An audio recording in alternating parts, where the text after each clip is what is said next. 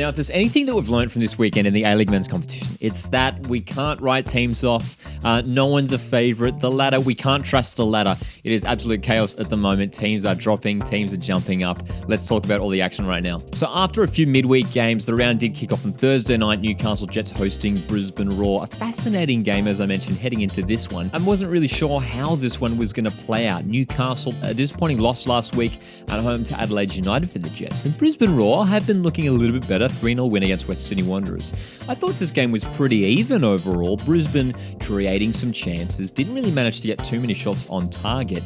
Newcastle Jets probably dominating most of the play in general. It was the Jets who got on the score sheet first, an own goal, and a really unfortunate one for Brisbane keeper Macarthur Freak. The ball bouncing off his back off the upright. And then from there, Jets took that lead into the halftime sheds, looking good. You'd think with the quality on the park, Daniel Pena, Olivia Vermeulen. Of course, they were missing Becca Micheldatzi, which was a bit of a blow for them. But there was worrying signs briefly when the Juan Lezcano scored his first goal in the A-League. The Argentine striker who has had some pressure building on him of late, just the fact that he simply isn't scoring the goals at the moment. So it was good personally for Lezcano and for Raw fans as well to see the Argentine get on the score sheet and open his account. Potentially, this could start a run of goals for Lezcano. But the Jets regained their lead soon after. Angus Thurgate, fantastic strike. I think he's a fantastic player, Angus Thurgate. I think on his day, he can be one of the best midfielders in the league. So industrious, just works so hard and deserved a goal in this game. So it's an important win for Newcastle Jets because it just keeps their distance with the bottom of the table.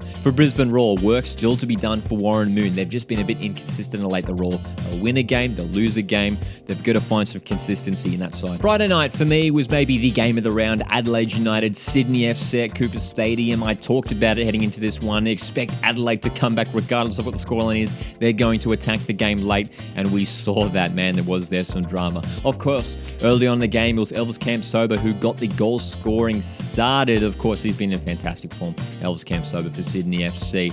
There was a return for Adam Lafondra, who made an appearance off the bench in the second half as well. The Reds equalised things through captain Stefan Mork, who potentially this was his last game for Adelaide United with his imminent move overseas to Japan. But it was the super sub Bobo once again. He did it in the Big Blue, and he did it again here in Adelaide to come off the bench and make an impact, scoring a goal, and it ended up being the winner in this game. But the late drama, we have to talk about the penalty for Adelaide United. Mo Toure brought down in the box by Paulo Retre. But the resulting penalty was fantastically saved by Heward Bell, who had a superb game overall, a number of massive saves from the Sydney keeper. And I wonder now, we saw Andrew Redmayne, who returned from Socceroos duty. He was on the bench. Heward Bell's been performing really well in these last couple of games. I wonder if Redmayne's going to be staying on the bench, Heward Bell starting for the foreseeable future for Sydney FC. But the drama wasn't over there. Another potential penalty shout. Donachie Ibusuki wrestling in the box. From eyes, it looked like a penalty. It looked like Donachie dragged down Ibusuki, but it was waved away. So this result is especially disappointing for Adelaide United, considering that they were building a really good undefeated run in the league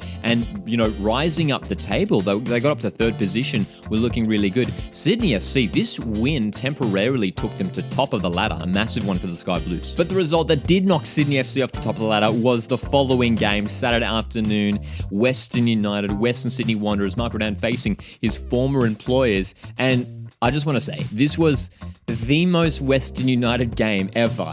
It was possession and shots were dominated from Western Sydney Wanderers' point of view. And there was a sense of optimism from the Wanderers, especially after that decent win they had midweek against Perth Glory.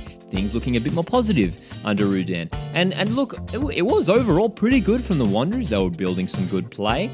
Jack Rodwell, James Troisi involved again. Keanu Bacchus looking good once again back in the midfield for the Wanderers. But Western United, they are so stubborn and so strong. They got the goal through Alexander Prijovic, another goal for the Serbian striker. Important for him to be building his confidence if Western United are going to maintain his position high up the ladder. And from there, Western United were able to hold on. Simply, Western Sydney Wanderers couldn't find the back of the net at all. But the problem was they really weren't able to find too many clear-cut chances. And when you look at the shot stats, that is clearly represented. 16 shots in total for the Western Sydney Wanderers, only one on target. It really is shocking. That's an incredible statistic. The fact that they could create so many opportunities and only one shot on target. It is incredible. So while Western Sydney Wanderers, I think, are maybe looking defensively a lot more solid, and I like the fact that Rudan's brought Ziggy Gordon back into the fray, maybe some work to be done in attack, you know, getting the likes of Agawa, Hamed, Troisi, and Rodwell. Just get them gelling and linking up a little bit better and a little bit faster. And as I mentioned, Western United, this win took them to top of the ladder. People aren't the biggest fan of how they're playing, very defensive style, but it is working for John Aloisi. It is true, and they are still currently at the top of the ladder. Of course, Saturday night we had the FFA Cup final. Unfortunately, my Mariners losing 2-1 to Melbourne Victory. If you want to check out my live match reaction, I'll make sure to link that down in the description. But we are going to talk about the last A-League game that took place this weekend.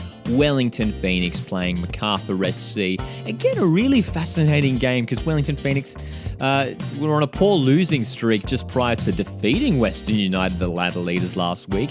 You just can't predict anything at the moment. And Macarthur FC played Western United recently, managed to come back after being 2 goals down against them during midweek to draw 2-2. Ulysses De Villa was back in this game and was looking good, but it was Wellington Phoenix who got on the score sheet first. A penalty scored by Rennie Piscopo, and Phoenix did take that 1-0 lead into the halftime sheds, but it really was Macarthur who were creating more quality chances. Wellington's chances were relegated to counterattacks, which wasn't a bad option for them considering they had, you know, the pace of Josh Sotirio up the front, who was everywhere in this game. He could have scored 3-4 goals. And we will get onto Josh Sotirio in just a second. First of all, it was the former Phoenix man, Ulysses De Villa, who did score a goal against his former side. It was his first start since round 3. I thought he was superb in this game, created a number of opportunities and was looking lively. Scored a fantastic goal to level the scores at 1-1. And honestly, from there, with Macarthur playing at the home stadium and with the quality they have up front with like Lockie Rose, like Danny De Silva, I thought they were going to run away with it, maybe score a second or a third. But it was the pace of Josh Sotirio who got them on the counter-attack. Not once,